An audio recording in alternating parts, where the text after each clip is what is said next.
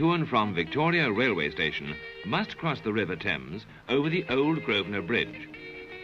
First constructed in 1859 and twice extended, it is now to be rebuilt without any interruption to normal train services. The whole scheme will involve a series of difficult navigational operations carried out in all seasons of the year and subject to the hazards of tide and current, wind and weather.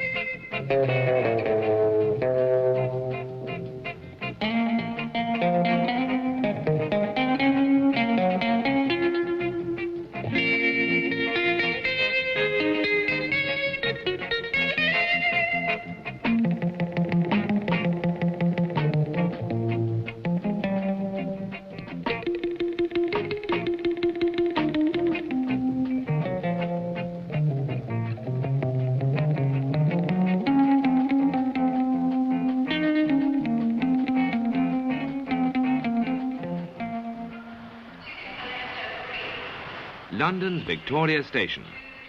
With 17 platforms and more than 1,000 train arrivals and departures every 24 hours, Victoria has long been recognised as a major railway terminal. A terminal where every train in and out of the station must cross the old Grosvenor Bridge. The bridge now to be rebuilt in situ without any hold-up to passenger services. 45 minutes. So during the time the contractors are at work, millions of passengers in and out of Victoria will cross the Thames while the Grosvenor Bridge is virtually rebuilt under them. But can a railway bridge serving a terminal like Victoria and carrying 1,000 trains a day be completely rebuilt without any hold-up to essential passenger services? We asked the Chief Civil Engineer, Southern Region, Mr. Cantrell. Yes, it can. As a matter of fact, we shall be rebuilding 9 single-line bridges and adding a 10th without any hold-ups whatsoever. The only restriction will be a speed limit on the bridge and its approaches, purely for safety reasons.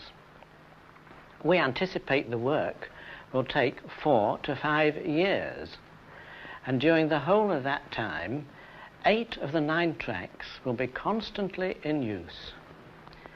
But to achieve this without any real difficulty, especially on the approaches, does mean very careful organisation. At each stage, when one track is converted to go into the other, permanent way will have to be realigned and alterations will have to be made to points, signals, electric cables and so forth. But as yet, the busy tracks outside Victoria Station still connect up to the old Grosvenor Bridge, where the 17 platform lines from the station converge into 9 lines, creating a bottleneck on the bridge. The passage of a train shows how the old structure of the 1860s reacts to the heavy traffic of the 1960s. But before going on with the story of the new Grosvenor Bridge, let's go back 100 years or so to the days when the first 2-track bridge was under construction.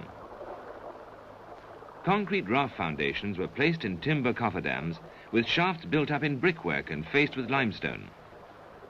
The superstructure was built of wrought iron with 4 2-pinned arches supporting the deck. And now, after more than 100 years in service, the old Grosvenor Bridge, with its 2 extensions, is due for reconstruction to meet modern standards. And from past to present-day operations on the same site, where demolition and reconstruction is going ahead, with the bridge open to rail and river traffic all the time.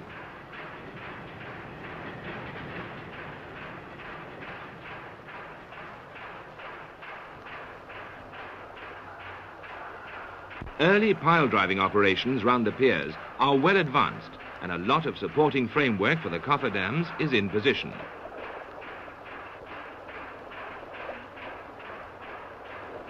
Weather-beaten for more than a century, the face of the old pier, built in 1859, will soon vanish behind the steelwork of the cofferdam.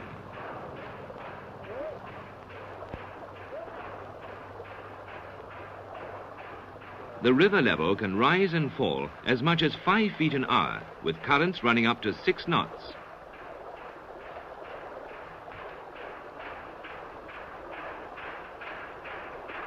With the lower piling already driven, the upper piling is lowered to overlap it, and the encircling walls of the cofferdam take shape.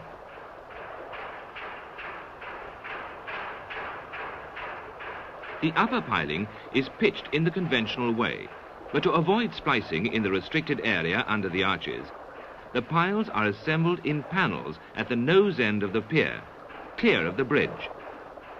They are suspended from chain blocks and moved into position along the runway beam to form a wall 170 feet long.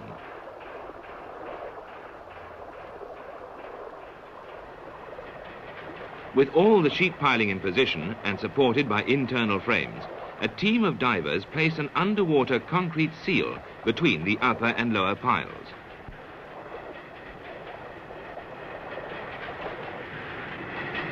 Keeping the bridge open throughout the period of reconstruction set the designers a difficult problem. Mr. Kerensky of Freeman Fox and Partners. We have several problems. First of all, the old structure consists of 3 separate bridges, each with its own foundation, which have to be partially demolished and then rebuilt into one unit. Secondly, owing to the complex sequence of track diversions, the work of reconstruction cannot be carried out in proper order from track 1 to 9 and will have to be done piecemeal. Last but not least, to avoid interruption in traffic, much of the critical work will have to be done at nights and during the weekends. The man responsible for detailed planning of all this is Mr. F.A. Partridge. The work was planned to be carried out in 2 distinct phases. Let me explain. Here is the side elevation of one of the 3 piers of the old bridge. And here, the 9 tracks. The bridge was built in 3 stages, starting in 1859, with this part carrying tracks 3 and 4. 6 years later, the bridge was widened for tracks 5, 6, 7, 8 and 9, and in 1901 widened again for tracks 1 and 2. The 3 foundations were separate and quite different in type.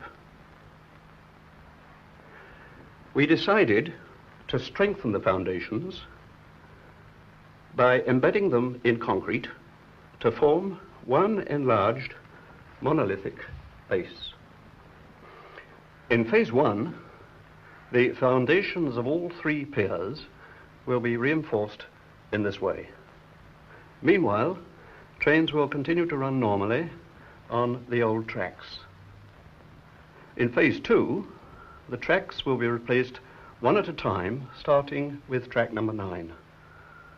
The track and its superstructure will be demolished. The underneath slice of each pier shaft will be reconstructed, and the steelwork for the new track erected. Additional track number 10 will go in here, in the space at present occupied by gas mains. And thereafter, the order of replacement will be 6, 7, 8, and 5, 4, 3, 2, and 1.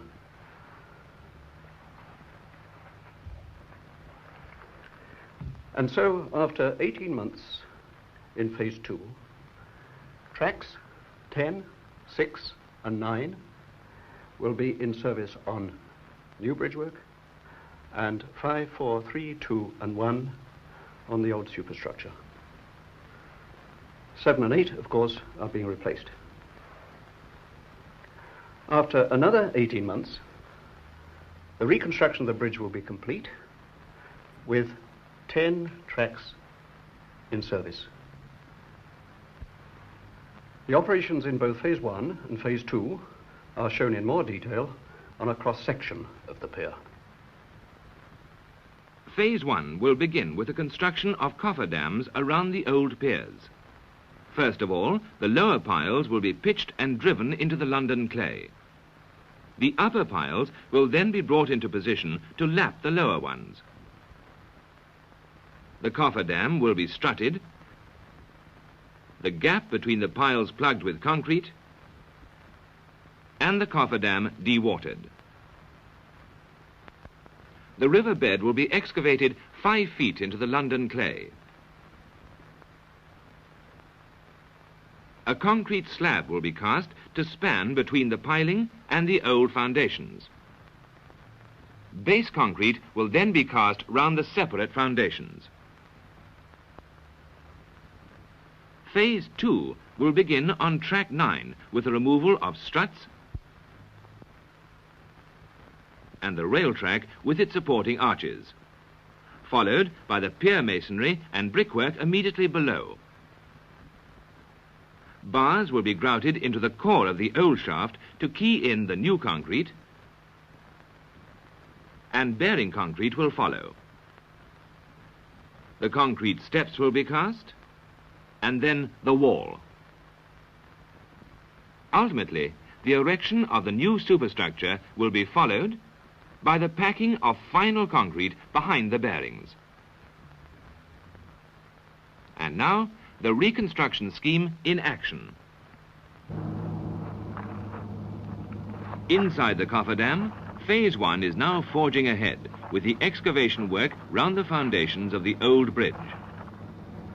To minimize heaving of the clay bed, excavations are confined to sections 6 foot wide. Several thousand cubic yards of clay, including some ancient piles from the original cofferdam, will be hoisted and taken away before the new concrete can be laid.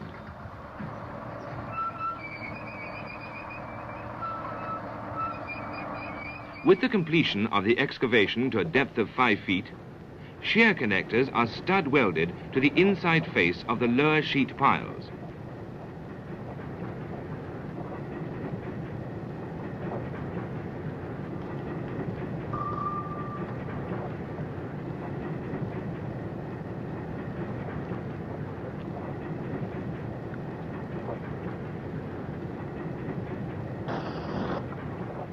The concrete foundation slab is cast in rapid hardening cement to provide early strength and further resistance to heaving of the clay.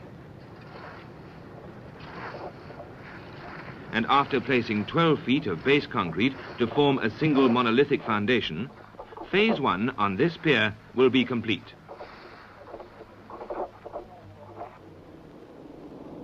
By this time, in the north of England near Middlesbrough, the superstructure of the bridge is well in hand.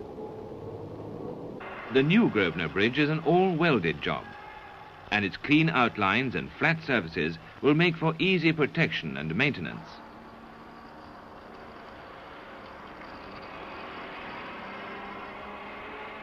Every steel plate goes through a grit blasting plant. The resulting surface is free of rust and mill scale, but not yet ready for painting. First, there's a tolerance check to make sure the plate thicknesses are correct. And then an acid test for cleanliness. All principal welds are given non-destructive tests, ultrasonic and radiographic. After shop painting and before the half arches go to site, a final check on the thickness of the paint.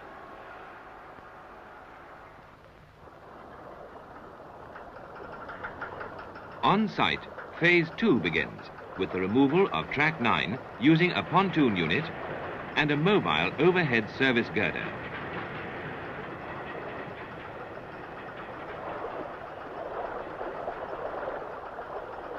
Already cut at the crown and supported by the service girder, the arch forms 2 half units,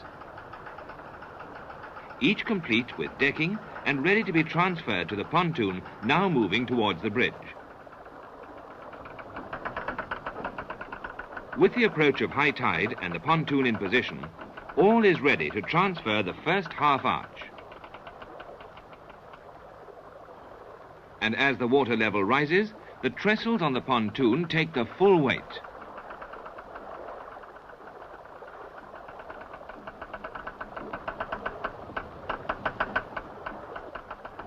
The gap at the centre grows wider as the pontoon with its load is winched away. All clearances are tight, especially under the service girder and over the cofferdam.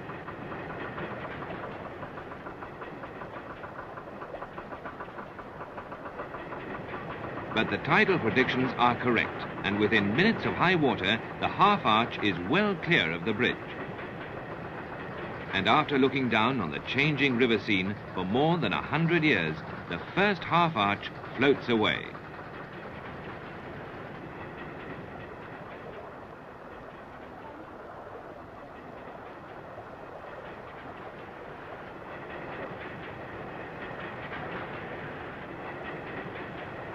In turn, each half arch, complete with rail track, will be towed downriver and broken up.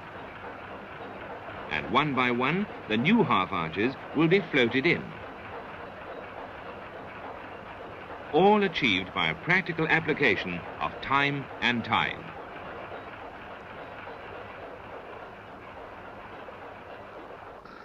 And with the second half arch removed, demolition gangs start work on the masonry. With the adjoining track still in use, piers and abutments are cut away to base level, leaving only a central core.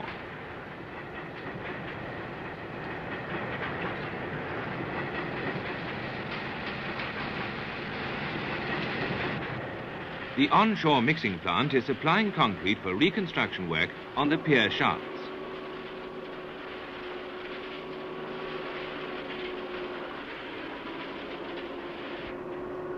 Despite the distance from the shore, the pumping system delivers a steady flow of concrete to the piers in lifts of 150 cubic yards per shift.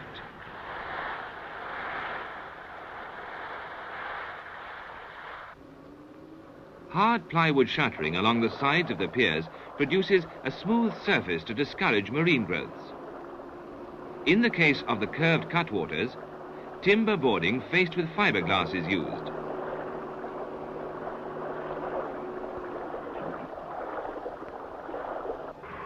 A half a mile or so downriver at the 9 Elms site, arch ribs from the works near Middlesbrough are arriving for assembly with the deck units.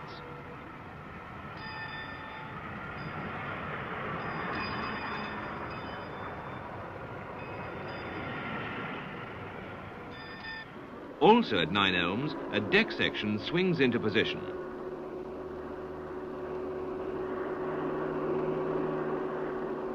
At this stage, each deck is already fitted with runway beams and drain pipes.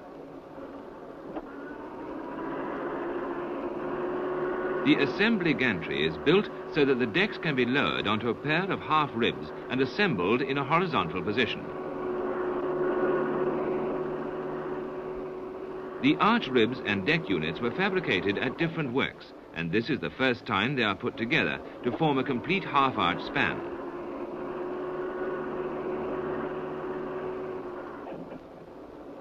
Now, with minor imperfections corrected, the result is a perfect fit.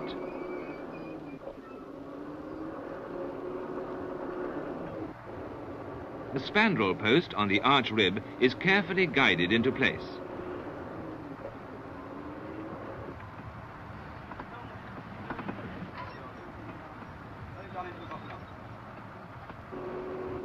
With the first half of the deck squarely supported by the spandrel posts, the second and smaller deck is lowered into place.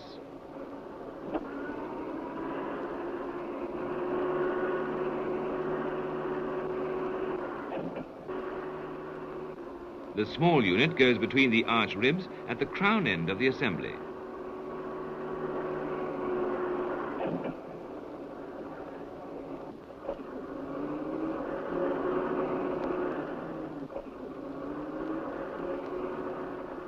Draw cleats enable both deck units to be pulled into position, leaving a gap between the small unit and the arch ribs for welding.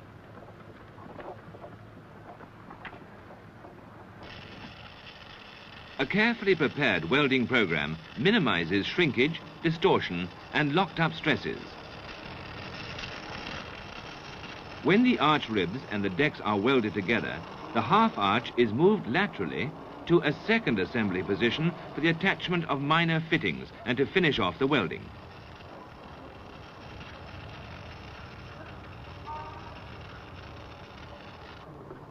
A batch of half arches with ribs and decking line up on a gantry extending out over the river to await transfer to the pontoon, which runs a shuttle service to the bridge. Spanning the pontoon from one side of the jetty to the other, the foremost half arch awaits high water, on which the two familiar trestles will rise and make lifting contact.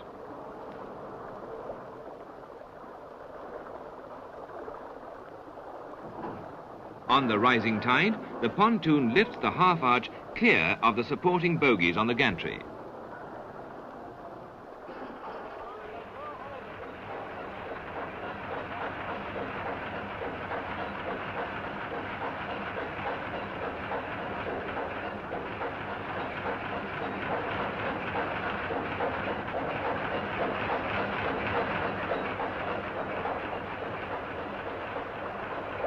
So another operation is carried out by harnessing the lifting power of the rising tide.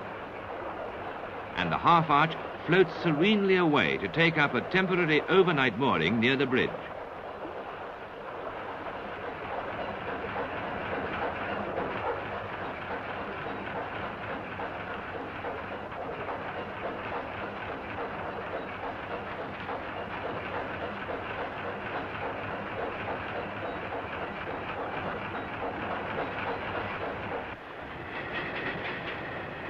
Another day and another tide is rising, providing lifting power to float the new half arch into its final place. The mobile service girder is in position, ready to take its weight. The height of the pontoon trestles is set according to the predicted height of the tide.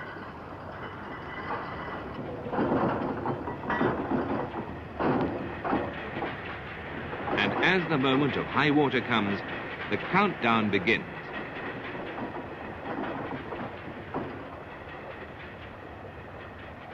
As the seconds tick away, control of the maneuver is in the hands of the men on the pontoon.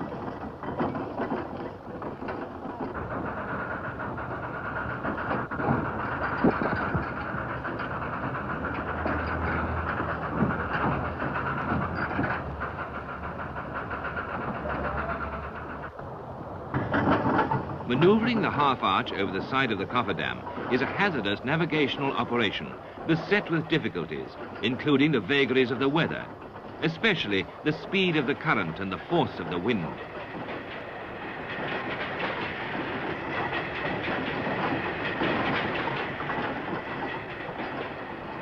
This is the first of 80 floating-in operations, and much depends on its success.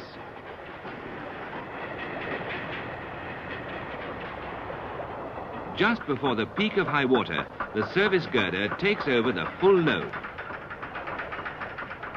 The half arch is lifted from the pontoon and held, ready to take up its final position.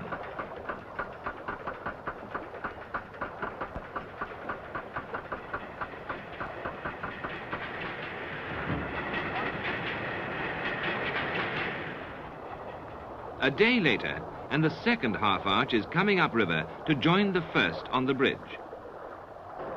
to be floated in on the rising tide as before, and transferred to the service girder. Both half arches are suspended from the service girder with their decks gradually coming together.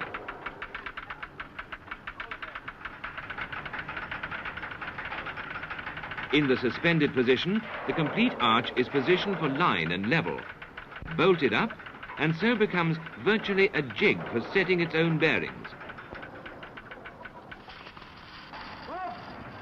And when the bearings are concreted in, the complete arch will become self-supporting and ready for welding deck and ribs at the crown.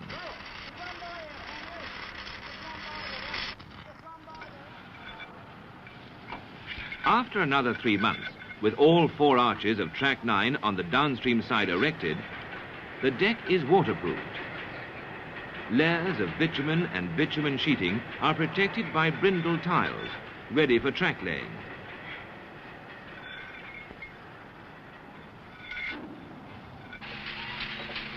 The following weekend, a cold dawn brings the end of an all-night track laying operation in sight.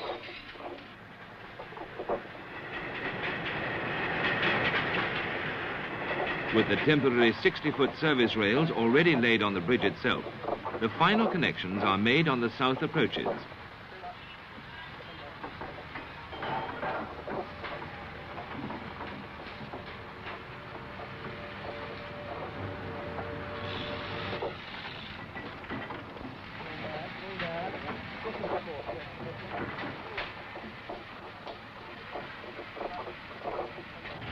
Almost covered by 600 tons of ballast, the service rails on the bridge are lifted to the correct levels by a hydraulic tamping machine.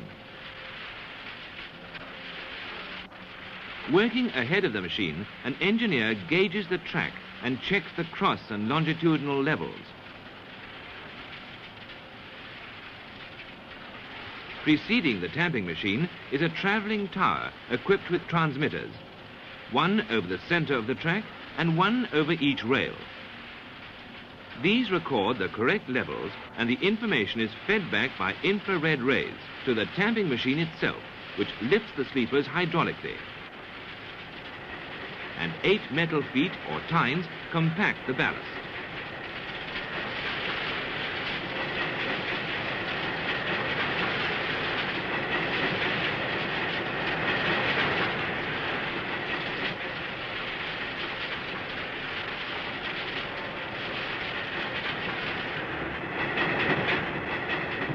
Alongside the temporary service track, the conductor rail is bonded with a hydraulic press, forcing heavy copper connectors into the rail ends for good electrical continuity.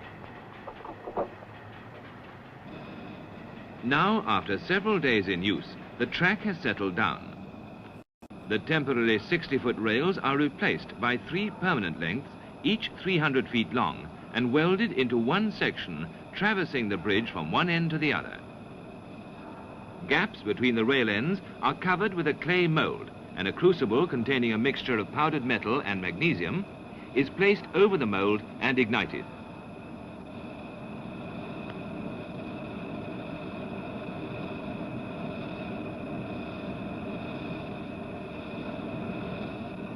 Welding the 3 rails into one 900-foot length will eliminate vibrations otherwise set up by trains passing over normal fish plate joints.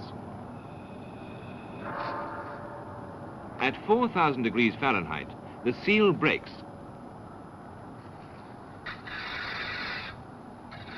And the mould fills with metal.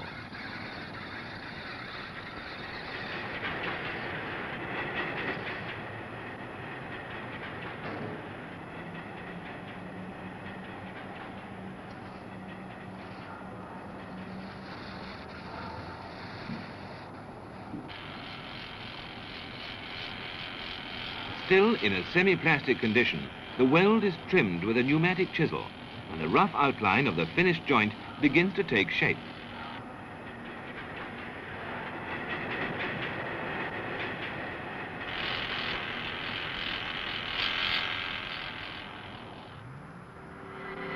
As soon as it's cooled to the air temperature, the welded joint is ground down to the profile of the rail.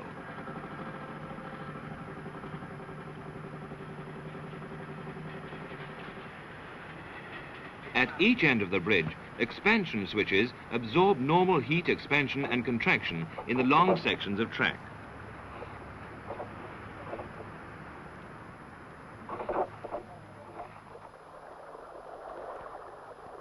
Now, only 3 weeks after the last span was floated in, the first track is open to traffic and the new track 9 is complete.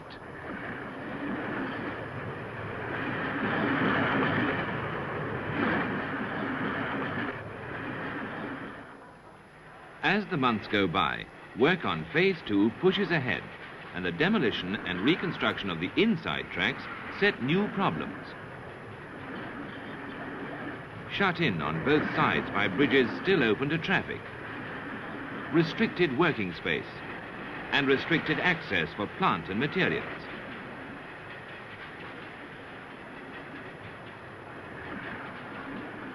Instead of floating out a half arch at a time as before, the inner arches are cut up into smaller and more manageable pieces.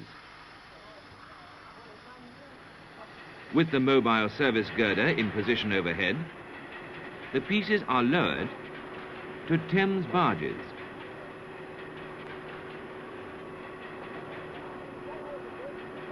In the restricted areas below the bridge, this method of demolishing is quicker and less hazardous.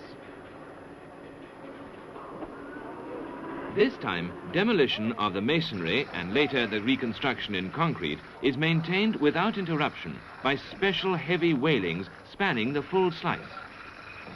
As before, the masonry is taken away down to the surface of the base concrete, leaving a core of original brickwork.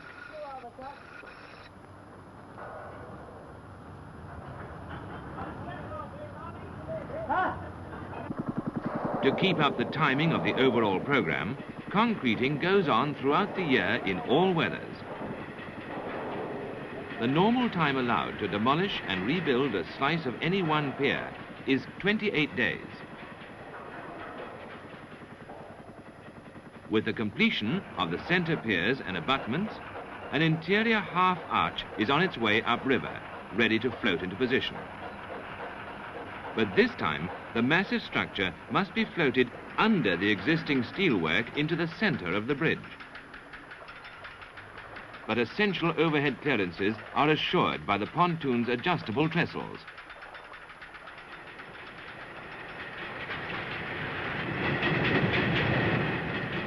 Once clear of possible collision with the vulnerable steelwork above, the second half arch floats slowly into position to join up with the first half already suspended from the service girder.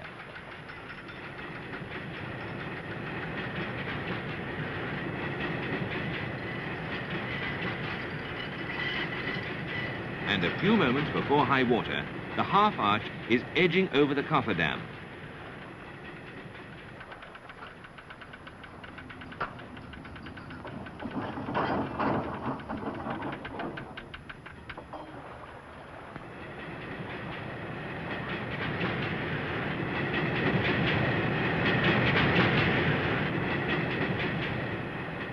Within a matter of hours, 2 more half arches come together.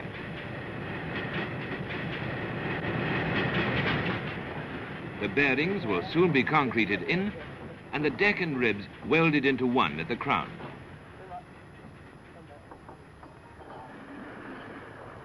And before long, yet another part of the bridge is handed over, and another new track goes into service.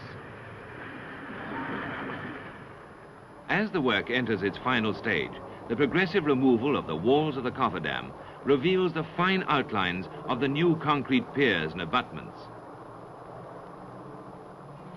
And now, within 4.5 years of starting the work of reconstruction, the last of the new tracks comes into service, and the continuous role of Victoria Station as a vital rail terminal is assured by the new bridge.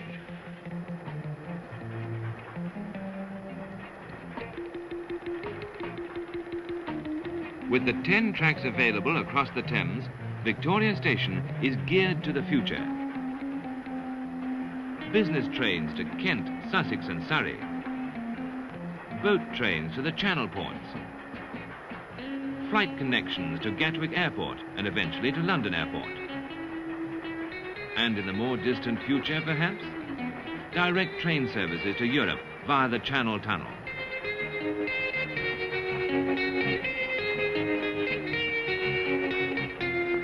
Grosvenor Bridge, the new railway bridge across the Thames.